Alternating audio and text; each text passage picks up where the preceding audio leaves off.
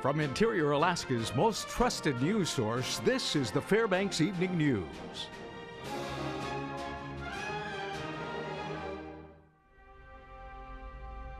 Good evening. Thank you for joining us. Our top story this evening: trial continued this morning in the case of Arvin Kangas. Next up is the defense, and on their witness list is the man accused of killing the two uniformed officers in Tanana, Nathaniel Kangas. Stephanie Woodard has more in this report. The state rested its case today against Arvin Kangas in his tampering with physical evidence trial. Most of the testimony today continued to be concentrated on the recordings that allegedly caught it all on tape. Isolated audio recordings caught sounds consistent with the alleged tampering. You can hear the slide coming forward in both audio, and then you can hear a racking sound in both audios. Those recordings were running nearly 18 hours in total. After the shooting, both Nathaniel and Arvin Kangas can be heard leaving the scene for approximately 12 minutes. And then a person entering the residence, walking around the residence, and then approaching Sergeant Johnson. A demonstration showing the sounds was given by one of the investigators working the case. Sergeant Johnson's keys were hanging underneath him. So when the gun was placed underneath him, you hear the sound of the gun hitting the keys when it's placed underneath him. Investigators testified today that the tape changed the entire course of the investigation. On scene, before we listened to the audio, and even afterwards, we were confused with the position of the weapons. My first impression of the crime scene and seeing the position of Sergeant Johnson, the position of his weapon, was that he'd been involved in a gunfight. It was clear from that 3-minute window that the scene had been altered and changed into something that it had not been before. It's now up to the defense to call its witnesses. On that list is Nathaniel Kangas, the man accused of shooting and killing the two troopers. It's unclear yet whether Arvin Kangas will testify on his own behalf. A hearing to decide whether or not Nathaniel Kangas will testify in the case will be held tomorrow morning. I'm Stephanie Woodard reporting from Nenana. Efforts to reach agreement on a state spending plan press on as the Alaska legislature moved into overtime today. A group of legislators met behind closed doors for the majority of the day, negotiating on the state's operating budget. The Senate convened just after 2 o'clock this afternoon for the first official action of the 91st legislative day. The body unanimously passed a resolution to form a special committee on federal overreach. That committee will be comprised of 3 Republicans and 2 Democrats, with Senator John Coghill of North Pole serving as chair. Coghill will be joined by Republicans Mike Dunleavy and Kathy Gissel, as well as Democrats Dennis Egan and Bill Welikowski. As of press time, no agreement had been reached on the state operating budget, nor had a special session been called by Governor Bill Walker. A new location for equipment that monitors wintertime air pollution in the Fairbanks North Star Borough could mean far higher official readings, according to local officials. The Federal Environmental Protection Agency is changing the location for the official monitor used to measure fine particulate emitted by wood stoves and other burning devices. The old location was in downtown Fairbanks. The new location east of North Pole has shown considerably higher particulate numbers. Ultimately, air throughout the borough must be cleaned to meet federal standards, but the change in the official monitoring station could have an effect on perception. In Fairbanks, we have a pollution level. It's about 50 to 60% wood smoke. North Pole is higher than 80%. So obviously, once we are able to limit the amount of wood smoke in the air, then obviously we'll see a reduction. Natural gas obviously was kind of the silver bullet, and between that and the wood stove change-out program that we have going on here locally, we're hoping that can solve a lot of our problems. A joint session of the Alaska legislature yesterday confirmed all but 5 of the 89 Walker administration appointees to various boards and commissions. Former State Senator Joe Paskvan of Fairbanks was among the 5 non-confirmed appointees. Paskvan was the only one of 3 appointees to the board of the Alaska Gasline Development Corporation to not be confirmed. His confirmation failed by a combined 31 to 28 vote. The Senate voted him down 11 to 9. Senator Click Bishop was the only Interior Republican to vote in favor of confirming Paskvan, who is a Democrat. The House voted 20 to 19. Paskvan was supported in that tally by 3 Interior Democrats, David Guttenberg, Adam Wool, and Scott Kawasaki. Sherry, will you please call the roll of the Senate? Senator Bishop? Yes. Senator Coghill? No. Senator Costello? No. Senator Dunleavy? No. Senator Egan? Yes. Senator Ellis? Yes. All right, when we come back this summer, the Golden Heart Plaza will get a new addition as a dock will be added for recreational activities. Also, warm temperatures are not only being felt in Fairbanks, but also down in Nenana, where the tripod is being closely watched and could go at any time. Those stories and more when we return. Welcome back. This summer, there will be a new addition to the Golden Heart Plaza. A dock is to be installed for recreational activities at the Chena River. Festival Fairbanks and the Alaska Department of Fish and Wildlife are funding the new dock. Golden Heart Plaza still has a usable gateway that used to house an older dock. However, the old dock was pulled out years ago after silt buildup on the banks of the Chena River prevented access. Festival Fairbanks Director Julie Jones says the new dock is lighter and thinner compared to the old one, which means there won't be any problems connecting it to the Golden Heart Plaza gate. The new dock is expected to be installed by mid-June. What we'll be doing is building a 10 or 16 feet, I think, out from the plaza. We'll be building a landing so you can walk out over the water and then go down on the dock. So folks will be able to arrive at Golden Heart Plaza with their boats, their jet skis, and get off for a while. They'll be able to also disembark from there and get a ride from their friends who are showing up in boats and that kind of thing. On April 24th, Canada will hand the 2-year rotating chairmanship of the Arctic Council over to the United States. The Council will then look at a report done by a group of international experts that offers recommendations on preserving the Arctic for development, research, and military cooperation. The study looked at things like climate change, energy development, shipping, and environmental issues. The group that put the report together was co-chaired by Dartmouth and the University of Alaska Fairbanks. It's economic opportunity, it's scientific opportunity, it's environmental opportunity, national security opportunities, and really opportunities for the nation as a whole from quite literally a top of the world point of view. The earliest the tripod in the Nenana Ice Classic has ever moved was on this date in 1940. Although it didn't happen today, Ice Classic officials don't think it will be much longer before the ice does go out. $2.50 tickets were sold to people who wrote their guesses for the date and time they thought the river would break up, enough for the tripod to move and stop the clock. Ticket sales closed April 6th when the ice was 33.5 inches thick. This month is Autism Awareness Month, and a local museum is creating a sensory-friendly fair. The Fairbanks Children's Museum is inviting the community out for Sensory Awareness Day. The information fair will be held tomorrow from 10 a.m. to noon. The event will feature games and crafts designed to be sensory-friendly for children with special needs. The museum is also teaming up with local resource agencies to help parents network and gather information. Marketing and Communication Manager Chara Uppel says the several projects are underway to take the museum more sensory-friendly.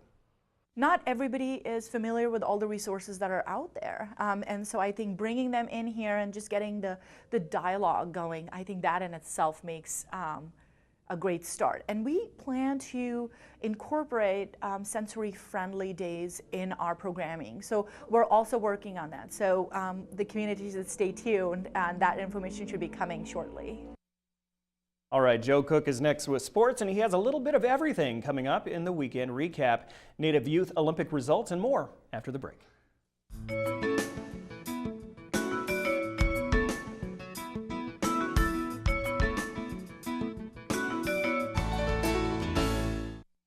Welcome back, Interior Alaska. Joe Cook here once again this Monday evening with the weekend recap. The 45th Native Youth Olympics completed competition on Saturday in Alaska Airlines Center in Anchorage. A West Valley sophomore took top honors in this year's games. Madeline Coe was named NYO Girls Athlete of the Meet. Coe won the 2-foot high kick on Friday night with a kick of 75 inches. Then on Saturday, Coe was 1 inch away from tying the NYO record in the 1-foot high kick. She kicked 91 inches to claim this year's title. She also placed 4th in the Alaskan high kick. Also from West Valley, Brandon Van Landingham was top 5 in the Indian stick pull, and Asia Sullivan placed 4th in the Eskimo stick pull. Laura Kuskokwim School District won the overall title, led by Sigford Dock, who set a new record in the seal hop event, hopping 188 feet. In an interview with our sister station KTUU, Coe talks about her outstanding performance at NYO. It feels great. You know, I'm a little bit sad about not hitting that last one when it's so close, but I feel amazing, and I've waited, a year, and I've been anticipating coming and kicking my best, so I'm really happy about that. I got second place last year, so I came hoping to get first and hoping to PR, which I did both. I just go to practice, I try to weightlift and get stronger, and then just kick and start low and go high, and just every practice try to max out and see how well I can do.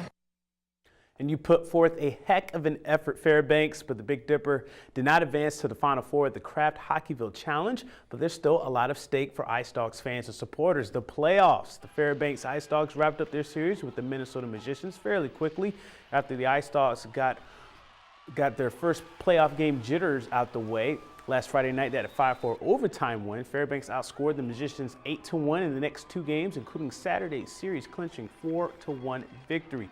The Ice Dogs sweep 3-0 over the Magicians, and they await their opponent for the Midwest Division Finals. Fairbanks will get the Minnesota Wilderness or the Cooley Region Chill. Game 5 of that series is tonight. There has been no home ice as both teams have won 2 games in each other's barns. The Wilderness, though, blew out Cooley 9-1 on Saturday night. Game 5 is in Minnesota. Fairbanks will be on the road for the first games of that final series. And here in the interior, some of the local teams participated in the first mini-meet of the season at North Pole High School on Saturday. Latham went down to Anchorage for the Prosser Whitmore or Pro Wit Championships. The girls team finished 6th overall and the boys 7th. Future Colorado State Pueblo Thunderwolf Allison Hebert finished 2nd in the 800 and 3rd in the 1600 to lead their Malamutes. Jaslyn Davis placed 4th in the 200 meters. Now, Jarrett Welch earned 4 top 3 finishes to lead the boys team. He was runner-up in the high and long jumps and 3rd in the triple jump and 110-meter hurdles. Devin Millington, he won the 300-meter hurdles event. The Diamond Boys and South Girls won the team titles, followed by the Kenai Cardinals. And the West Valley Wolfpack baseball team, they returned from Kodiak with 1 win. Saturday, the Kodiak Bears shut out West Valley 12-0 in 5 innings in a 4-game series. The Wolfpack played in snow and rain and wind over the weekend as well. West Valley's next series will be at Ketchikan against the Kings this weekend. And here's this week's I-5 Interior Top 5 plays. These are some of the best plays from the opening weekend of Interior Soccer. Take a look. Coming in at number 5 of our soccer-themed I-5 is West Valley's Braden DeWeese. He scored not once, not twice, but 5 times in West Valley's 15-0 win over Alson on Friday. At number 4, Lathrop captain Braden Hoppo finds the angle and scores in a 2-2 tie against North Pole on Friday night. And then at number 3, down 0-2, Liam Putman starts the comeback for the Patriots with his goal late in the second half as North Pole rallies to tie Lathrop 2-2 in their season opener on Friday night. At number 2, Carly Fitzgerald of Lathrop goes crazy, scoring all of Lathrop's goals in a 4-1 victory over the Wasilla Warriors on Saturday afternoon. She has 6 goals in her first 2 games for the Mutes. And at number 1, the young freshman Grace Marks scores the game-winning goal for the West Valley Wolfpack in her first high school game as the Wolfpack win 1-0 over Wasilla on Friday night. To vote for the play of the week, click on your play on the I-5 poll on Webster11.com. You can also comment on the KTVF Facebook and YouTube posts and send a tweet to KTVF11 Sports on Twitter for your vote. The play of the week will be revealed this Friday. The I-5 Sports Report is brought to you by Adient Orthopedic Physical Therapy. And that'll do it for sports tonight. Mike Schultz is next with your full weather forecast, and we'll catch you next time. Hey everyone, welcome back into a Monday edition of the Fairbanks Evening News. Mike Schultz with once again. Hope you had yourself a good weekend. Boy, it was a real interesting yesterday weather. I'll tell you that, with all the winds blowing close to 40 miles an hour, trees going down, power lines going out. But the good news is we're looking at temperatures to steady basically right around the 50-degree mark the rest of the week, and even warmer toward the weekend. We'll tell you more about that in just a little bit. Our photograph tonight, we're calling this Virga from clouds, which means snow or rain that is just barely reaching the surface and for the most part drying out before it even gets to the surface. And that was this interesting scene that Casey Yeager was able to photograph driving down toward the Delta Junction area. Again, as always, if you have a photograph you want to share, by all means send it to photos@ktvf11.com. Your numbers look like this. Today's high 52, currently 52 degrees with cloudy skies. The low last night 21, the record high 64. That was set in 1999. In 1936 it got down to 6 below, which is not all that bad. Sunrise and sunset 15 hours and 53 minutes will be exactly 16 hours of daylight tomorrow. On our satellite picture and radar, you can see that we're looking at more moisture across the southern sections of Alaska. Again, the flow coming out of the south is being blocked out by the Alaska Range. Rain falling across southeast Alaska. Also some rain over the southwest part of the state. And on the big map, you can see the rain once again indicated over Juneau, 44 degrees. But nice day in Ketchikan, 50 degrees. Only 33 at the Anchorage Airport today. How about that? Showers around Kodiak, 43. And while the rest of the state looks like this, for the most part along the Aleutian chain, 40 degrees at Cold Bay. Up and down the west coast, a little chilly around Nome, 22 degrees there, 23 at Barrow. That's pretty nice for this time of year. And Fort Yukon, cloudy and 48. Lower 48 weather, and we're again talking about nice weather up and down the western half of the country. 93 degrees in Phoenix. The temperatures are really starting to rise. More thunderstorms around the Texas area, mainly around the panhandle there. 54 degrees at Denver. Some showers in Minneapolis, 43. Over the Gulf Coast regions, looking at some showers and thunderstorms over the Florida Peninsula. Nice weather over the Northeast. And on the satellite and radar, you can see the jet stream helping to shove all this moisture out of the Atlantic Ocean. But more storms moving off the eastern slopes of the Rockies, looking at some of this becoming severe by tomorrow. And the overall outlook for the West Coast, if you're heading there, the Pacific Northwest, cooler temperatures expected in the Seattle area, I should say, not Prince William Sound, the Seattle Sound area. And then possibly some showers in the border between Oregon and California. And the jet stream once again taking a big dive down to the south and then roaring back up again. Where this bottoms out, you're looking at an area of low pressure developing, which means more severe weather over the eastern half of the country. Nice weather over the northeast. All right, back to Alaska for tomorrow in the northern sections. Here's what it looks like. Isolated snow showers in Barrow, snow for Nome, and some showers for the Fort Yukon region. Here in the interior, not too bad. In fact, looking at mostly sunny skies for Fairbanks, partly cloudy skies at Healy, and a few isolated showers at Delta Junction. Over southeast Alaska, the rains will continue mainly around Juneau, just cloudy skies for Ketchikan. While out to the southwest, a mixed bag of weather once again, windy for Cold Bay, partly cloudy for Kodiak, and snow showers expected in Bethel. And if you head down the Anchorage area, cloudy skies in Anchorage, rain and snow at Horn, and a couple inches of snow still expected in Valdez. Can't quite get rid of winter. All right, once again, it's a new week. It means it's new time for some kids to be visiting us. And this time we're going with the Chinook Charter School. Tonight we have a young man with an interesting story to share with you. One time when I was in Kansas to stay with my family, the kids had to sleep in a tent in the front yard.